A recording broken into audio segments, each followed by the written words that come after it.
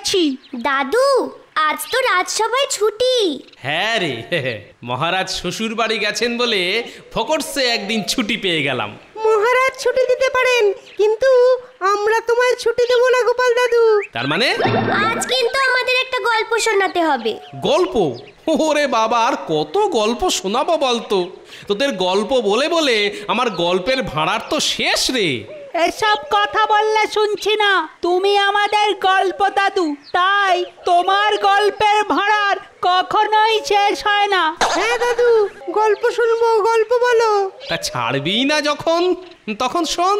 বুঝলি, এই গল্প আমার ছোটবেলাকার গল্প। তোরা তো জানিস, আমার বাবা যখন মারা গেলেন তখন আমি ছোট, ধর এই 12 কি 13 বছর বয়স।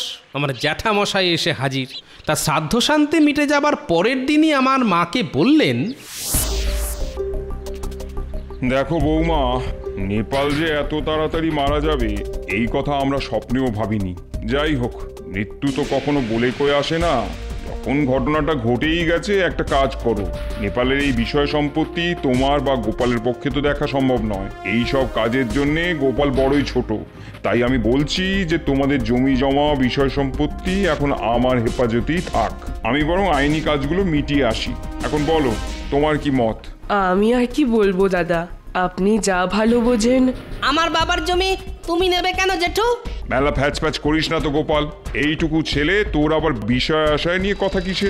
আমি যা করছি তোর ভালোর জন্যই করছি। তোদের সব জমি জমা এখন আমার হেফাজতেই থাকবে, আর তুই বড় হলে আবার সব জমি জমা তোদেরকে ফিরিয়ে দেবো। আমি সন্ধেবেলা সব আইনি কাজকর্ম করে নিয়ে ফিরে আসবো। এখন তবে যাই বৌমা। ঠিক আছে দাদা।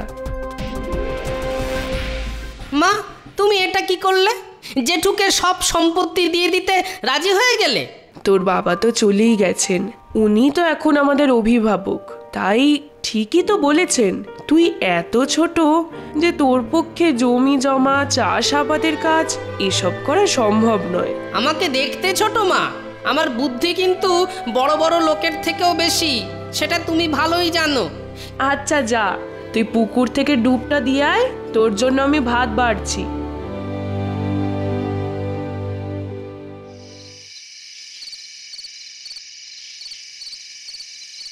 কই বৌমা, আরে কোথায় গেলে? হ্যাঁ হ্যাঁ দাদা বলুন, কাজ হলো? হ্যাঁ, আমি একেবারে পাকা কাজ করে এসেছি। তুমি তুমি এইখানে একটা হস্তাক্ষর দিয়ে দাও তো। এর মানে হলো আজ থেকে তোমাদের সকল জমি জমা আমার কাছে থাকবে, মানে আমার তত্ত্বাবধানে আর কি। গোপাল বড় হলে আমি আবার এগুলো তোমাদের ফিরিয়ে দেবো। আচ্ছা দাদা।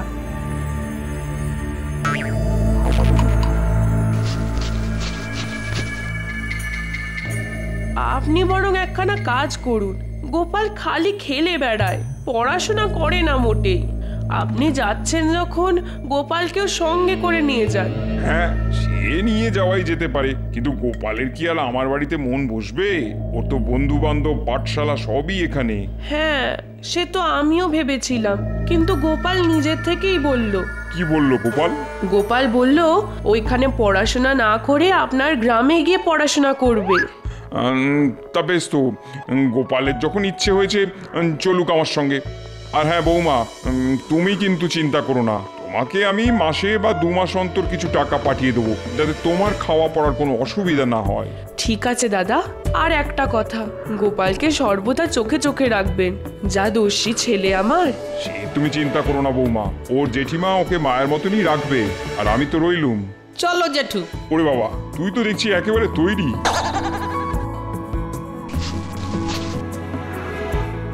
আসছি গো মা, সাবধানে থেকো। দুর্গা দুর্গা।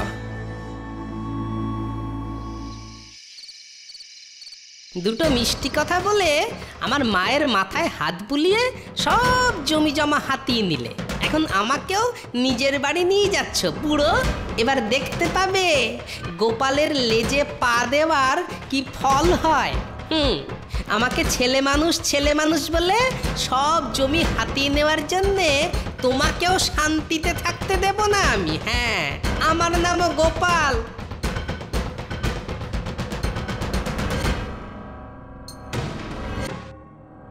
হতচ্ছাড়াটাকে বাড়ি নিয়ে যাচ্ছি। জানি গিন্নি প্রচন্ড রাগারাগি করবে, কিন্তু জমি জমা সম্পত্তি হজম করতে গেলে ওই হতচ্ছাড়াটাকে সহ্য করতে হবে। তারপর সময় সুযোগ বুঝে কোথাও একটা কাজে লাগিয়ে দেওয়া যাবে।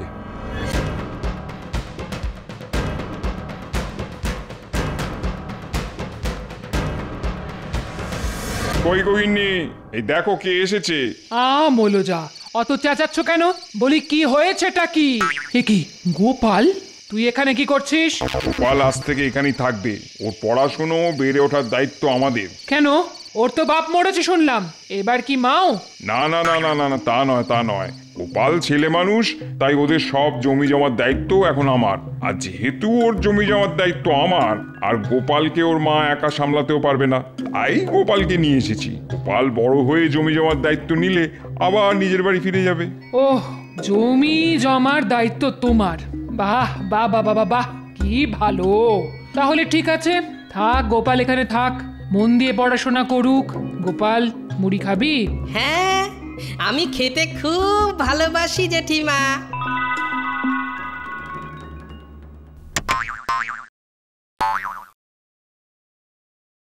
গোপাল, খুব সাবধান, ওই ভীষণ মণ্ডল কাকুর গায়ে কিন্তু তুই খবরদার গুলি ছুঁড়বি না। না না, আমি কিছুতেই প্রকাণ্ড মণ্ডল কাকুর গায়ে মারবো না। আচ্ছা ঠিক আছে, যাই হোক, ওই মণ্ডল কাকুর গায়ে ছুঁড়বো না। এই দেখ।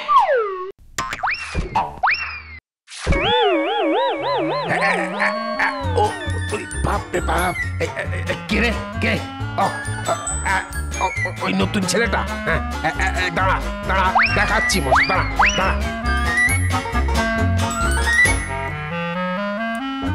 দেখলি দেখলি গোপাল, তোকে অত করে বারণ করলাম। আমরা ছেলে মানুষ, খেলতে গেলে এরকমই হয়, সে প্রকাণ্ড মণ্ডল কাকু হোক বা ছোটখাটো মণ্ডল হোক। চল, আর চিন্তা না করে আমরা বাকি খেলাটা শেষ করি। না ভাই, আমরা আর তোর সঙ্গে খেলবো না। তুই অন্য লোকেদের আঘাত করছিস, আমরা কাল অন্য খেলা খেলবো। বেশ, তাই হবে।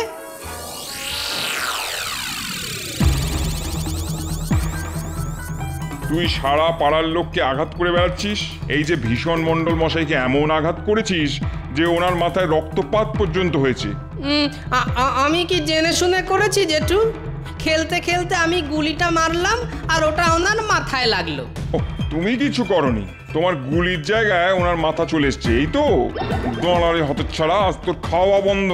না, খাওয়া বন্ধ করতে নেই মণ্ডল কাকু, আমি আপনাকে ইচ্ছে করে মারিনি। জেঠু ঠিকই বলেছে, আমার গুলির জায়গায় আপনার মাথা চলে এসেছিল। আর সামান্য এই অপরাধের জন্য আমার মতো একটা বালককে খাওয়া থেকে বঞ্চিত করবেন? আচ্ছা আচ্ছা, এই বাচ্চা ছেলে, ওকে এবারের মতো ক্ষমা করে দিন। এরপর থেকে কিন্তু একটু সাবধানে খেলো গোপাল।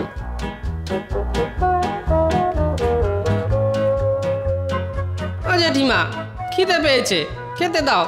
দিন রাত খেলা আর খাওয়া ছাড়া তো নতুন কিছু করছিস না দেখছি। তা খেতে না হয় দিচ্ছি, কিন্তু এবার থেকে কিছু কাজকর্মের চেষ্টা করো। আমি আর কি কাজ করব জেঠিমা? আমি তো ছোট ছেলে, তাই কাজকর্ম কিচ্ছু জানি না। আচ্ছা তুমি বলে দাও, কি কাজ করব? আহারে আমার ছোট ছেলে, বলি বদ বুদ্ধিগুলো তো নিজেই বার করিস, আর কাজের দায়িত্ব আমাদের। দেখা যাক তোর জন্য কি কাজ খুঁজে পাওয়া যায়।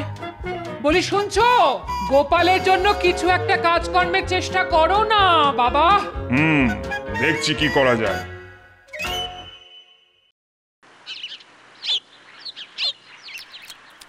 আচ্ছা খাওয়াটা এবার একটু বন্ধ কর, ঘরের কাজকর্মও তো একটু করতে পারিস নাকি? তখন থেকে বলছি আমার 1 সের আটা লাগবে, হরিশ মুদির দোকান থেকে নিয়ে আয়। সেটা পারলি না তো? পেয়ারাটা শেষ করে নি, কুল খেয়ে ফেরার সময় নিয়ে আসবো। পয়সা দাও। যত সব একটা এনে জুটিয়েছে বটে, আর সহ্য করতে হচ্ছে আমাকে। কাজকর্মের বালাই নেই, শুধু খাই খাই আর খাই, অকর্মার হদ্দ একটা। দেখুন না মন্ত্রী মশাই, মহারাজকে বলে আমার ভাইপোটার জন্য যদি একটা কাজের ব্যবস্থা করে দিতে পারেন। মহারাজকে বললে নিশ্চয়ই কিছু একটা ব্যবস্থা হবে। দেখো, আমি বললেই যে ওই মহারাজ কাজে নিয়ে নেবেন এমন তো কোনো কথা নেই। তাই কাজের ব্যাপারে ওই কথা না দিতে পারলেও চেষ্টা যে করব সেটা বলতে পারি, তবে কাজ হবেই সেটা কিন্তু বলতে পারছি না। না না, আপনার ওইটুকু কথাই যথেষ্ট। আমি জানি আপনি যদি একবার মহারাজকে বলেন তাহলে মহারাজ কথা ফেলতে পারবেন না। আচ্ছা আচ্ছা, আমি মহারাজের সঙ্গে কথা বলে কাল তোমায় জানাবো, তারপর মহারাজ ওই যেমনটি বলবেন তেমনটি হবে।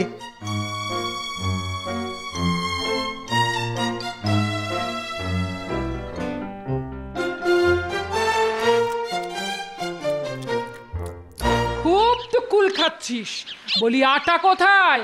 আটা এই যা ভুলে গেছি। আটা ভুলে গেছিস? কিন্তু যে পয়সাটা দিয়েছিলাম সে পয়সাটা কোথায়? কুল গাছের কাঁটা লেগে আমার এই পকেটটা ছিঁড়ে গেছে জেঠিমা, তখনই পয়সা পড়ে গেছে। ওরে হতচ্ছাড়া, তোর জন্য আমার পয়সাও নষ্ট হলো। আজ কিন্তু আমি তোকে ছাড়বো না। দাঁড়াও, আমি কুল গাছে দেখে আসি। আজ তোর একদিন কি আমার একদিন। এদিকে আয়।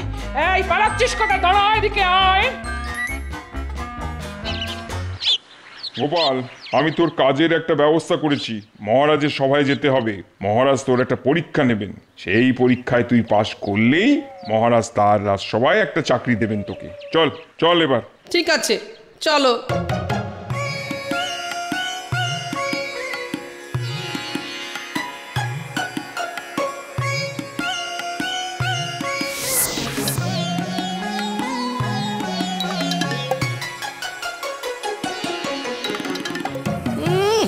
আমার জমি জমা থাকতে আমাকে যদি মহারাজের সভায় চাকরি করতে হয় আর পড়াশোনা লাটে তুলে দিতে হয়, তাহলে আর এখানে এলাম কেন? দেখি কি করা যায়। রাজার কাছে চাকরি হলো না, রাজবৈদ্যর কাছে চাকরি হলো না, বাবা চলে গেছে। আমি আর কতদিন থাকবো যে তোকে বসিয়ে বসিয়ে খাওয়াবো? কি করে খেতে চাস তুই বল? আমি চাষ করে খেতে চাই।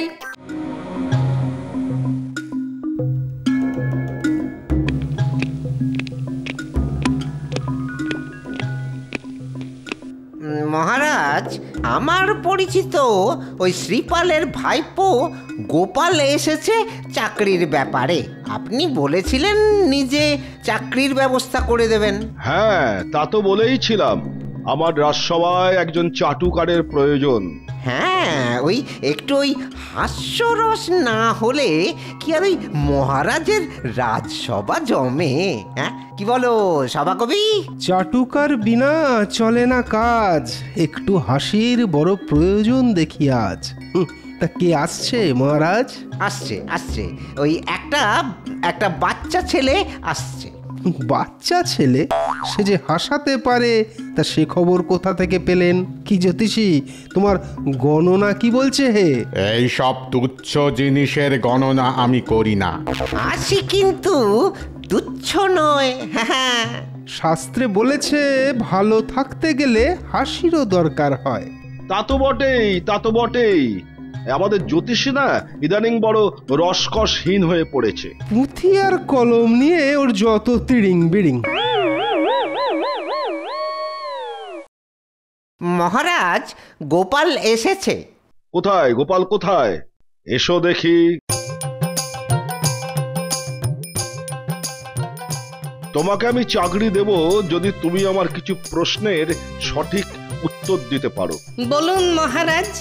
আমি তোমাকে কিছু কথা বলবো, সেগুলো শুনে তোমাকে তার বিপরীত অর্থের কথা বলতে হবে। কি গোপাল, পারবে তো? পারবো মানে খুব পারবো মহারাজ। আমি সব শব্দের বিপরীতার্থক শব্দ জানি। এই তো গেলবার পণ্ডিত মশাইরে টোলে সমস্ত বিপরীতার্থক শব্দ আমি সঠিক বলায় আমার পণ্ডিত গিন্নি আমাকে এত কাঁচা আম খেতে দিয়েছিলেন। কাঁচা আমি নুন মাখিয়ে খেতে যা ভালো লাগে না। এ তো দেখছি ওই খাদ্য রসিকা। তা বাছা, ওই তোমায় মহারাজ যা বলছেন সেটুকুর খালি উত্তরটা দাও। ওই কচি আমের কথা না হয় আমরা ওই পরে শুনবো। যে আজ্ঞে মন্ত্রী মশাই। শোনো গোপাল। শুনবো না মহারাজ। হা হতো সে আমার মুখের ওপর কথা, আপনার মুখের নিচে কথা। আহা আহা, না না না, আমি এখনো শুরু করিনি। আমি এখনই শুরু করেছি। তুমি ঠিক বুঝতে পারছো না গোপাল। আপনি বুঝে ফেলেছেন মহারাজ। একটু থামো। আপনি শুরু করুন। তুমি আমার আসল কথাটাই বুঝতে পারলে না। আমি আপনার কথাটা নকল হলেও বুঝে ফেলেছেন। দূর, তো যাচ্ছে তাই বরকার ছেলে। চমৎকার, এ তো ভালো ছেলে মহারাজ। ওকে এখান থেকে নিয়ে যাও।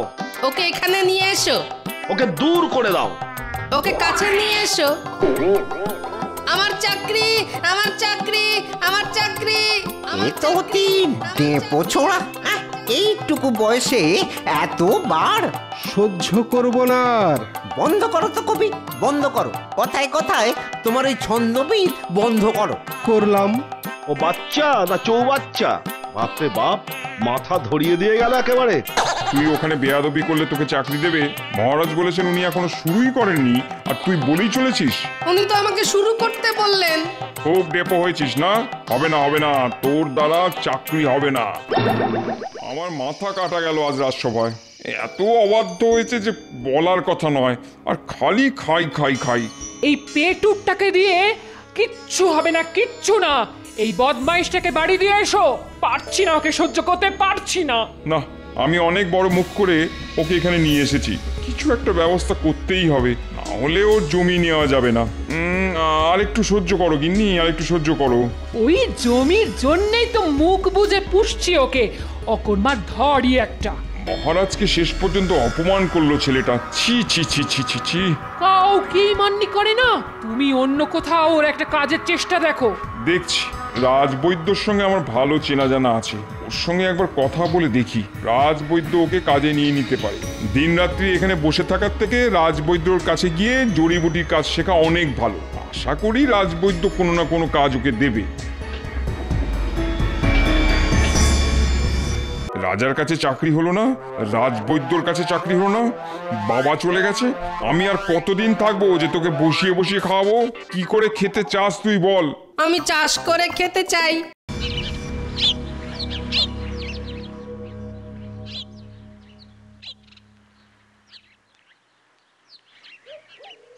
নমস্কার রাজবৈদ্য মশাই। নমস্কার নমস্কার। তা বলো, কেমন আছো শ্রীপাল? এই সকাল সকাল, বৌমার শরীর ভালো তো? আগে আপনাদের আশীর্বাদে ভালোই আছে, তবে আমার একটা উপকার করতে হবে। হ্যাঁ হ্যাঁ, বলো বলো বলো, কি এমন উপকারের জন্য তুমি সকাল সকাল ছুটে এসেছো? বলো। বৈদ্যমশাই, এ হলো আমার ভাইপো গোপাল।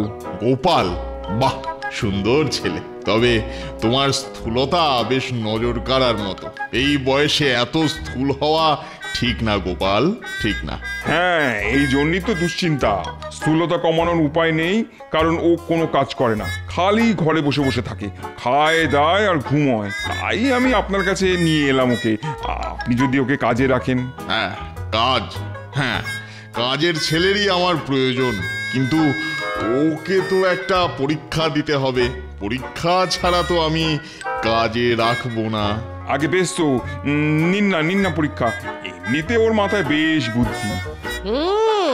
এই বুদ্ধি দিয়েই তো জব্দ করব তোমায় জ্যাঠা বুড়ো।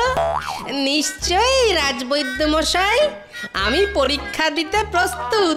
আচ্ছা গোপাল, আমি তোমাকে 3টে রঙের বোতল দেখাবো।